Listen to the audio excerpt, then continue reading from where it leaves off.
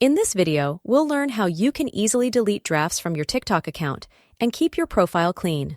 So if you want to delete a specific draft from your profile, or you decided that you don't need any of them and you're going to delete all your drafts, then you want to open the TikTok application on your device and then go over to your TikTok profile.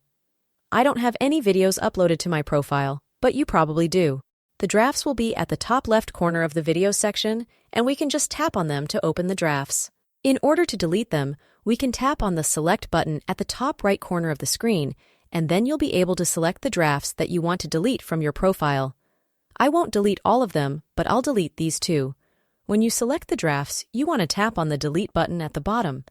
Now they'll ask you if you want to delete them, so if you're sure in your decision, simply tap on the Delete button, and that's it. That is how we can easily delete the drafts from our TikTok application on both iPhone and Android devices.